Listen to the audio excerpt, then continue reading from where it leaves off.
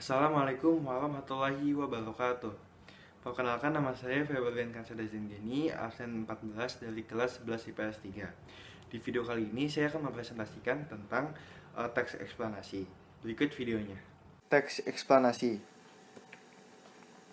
Pengertian. Teks eksplanasi adalah teks yang berisi tentang proses, mengapa dan bagaimana kejadian-kejadian alam, sosial, ilmu pengetahuan, budaya, dan lainnya dapat terjadi. Suatu kejadian, baik itu kejadian alam maupun kejadian sosial yang terjadi di sekitar kita, selalu memiliki hubungan sebab, akibat, dan proses.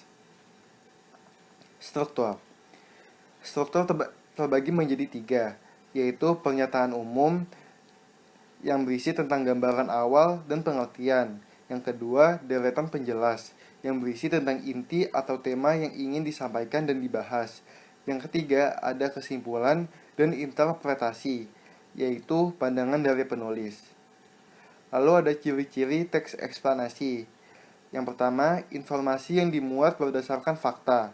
Yang kedua, hal yang dibahas yaitu suatu fenomena yang bersifat keilmuan atau berhubungan dengan ilmu pengetahuan. Yang ketiga, sifatnya informatif dan tidak berusaha mempengaruhi pembaca untuk percaya terhadap hal yang dibahas. Yang keempat, menggunakan kata penanda urutan.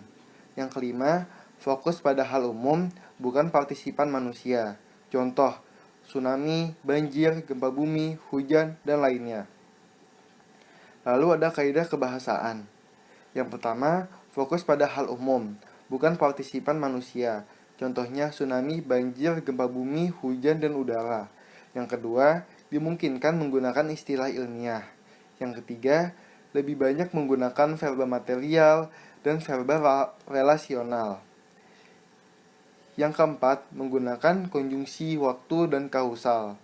Contohnya contoh penggunaannya sehingga, sebelum, pertama, jika, bila, dan kemudian.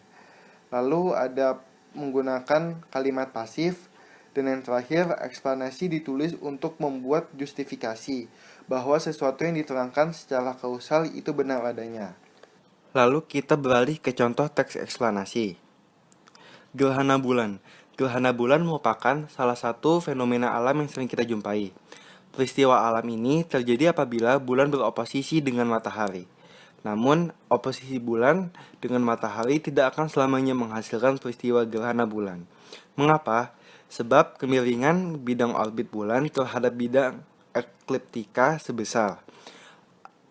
Akan ada saatnya di mana terjadi perpotongan bidang orbit bulan dengan bidang ekliptika, yang kemudian akan menyebabkan munculnya dua titik yang juga dikenal dengan istilah node. Nah, gerhana bulan akan terjadi apabila bulan beroposisi dengan titik node tersebut.